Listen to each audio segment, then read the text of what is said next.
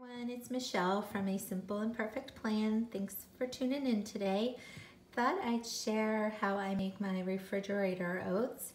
I haven't made it for a while, so I was kind of in the mood today. I'm just going to show you how I make one jar, but usually I'll make like 2 or 3 of these, put them in mason jars, and they'll last in the fridge at least the 2 to 3 days, however many jars I have in there. I don't really know how much longer they last, but at 3 days they still taste good. So what I usually do is I use, these are from Trader Joe's. They're gluten-free. I guess like the steel cut oats, they're the heartier ones. And what I do is I measure in my mason jar to 4 ounces, which is, I think, right here. Let's turn that around to the measurement. So it's about 4 ounces of oats. And then to that, me personally, for the way for my diet and what I like to drink for taste, I don't use regular cow's milk for myself, but I prefer soy milk, and this one's just our local Food Lion brand. It's organic, so I feel a little better about it. I know soy milk gets a bad rep, but it's what works for me. So anyway, what I do is then I just add that to coat it. Maybe like probably about the same, maybe 4 ounces. And then I go ahead and once it's refrigerated, when I go to pull it out in the morning to eat it, if it's a little, the oats absorb the milk, I'll go ahead and add a little bit more to it. So about 4 ounces of milk. And then I go ahead and add in a little bit of salt, a little bit of cinnamon, some raw natural almonds. I get those from Trader Joe's also. They're pretty good.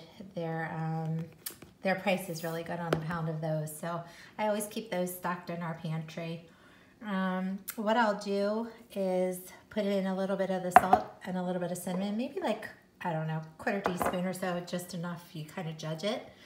A little honey to sweeten it, and when I pull it out in the morning, I'll go ahead and add a few fresh berries, either strawberries or blackberries. Last week at Trader Joe's, I usually will get their sea salt grinder, which I ran out of, and they didn't have any of the regular.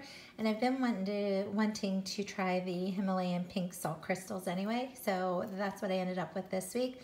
Same price. These grinders are awesome if you don't use them. I also use the ground pepper ones. They're only like $1.99, and they last a pretty good time, and I feel like Trader Joe's spices and all are a good quality. So anyway, that is a little bit of that. I'm gonna go ahead and just use, like I said, maybe like a 1/4 teaspoon in there.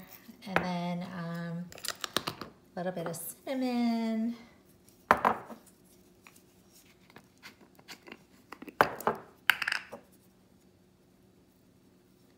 Maybe a little bit more than a 1/4 teaspoon, whatever you like for a taste. I will sometimes add a little dash of vanilla extract also, but my grocery store only had vanilla soy milk this week, which I prefer the regular unsweetened, but since it already has a little vanilla flavoring, I'm just gonna go with that. Once you add your almonds, which I know this is weird, but I like to add mine and let them get all soaky. For some reason, they're a little softer once they've been soaking in there overnight. So I do put my nuts in before I put it in the refrigerator. So once I have this done, they said I will store it up to 3 days. Usually I make 3 days worth, and then I grab one each day to take with me to work.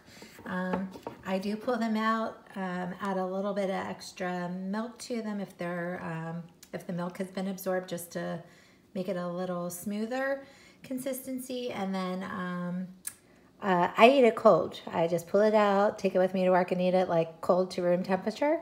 I'm sure you can also pop it in the microwave if you prefer, or heat it in a pot. Maybe add a little bit of warmed milk or water in the morning. But it's fine cold to me. I'm a weird person, I guess. I don't know. But it's fine refrigerated, and the oatmeal gets nice and softened up. So that's how I make my refrigerator oats. If you have any questions, please put them in the comments, or if you have any other suggestions, I'd love to hear how you make your refrigerator oats.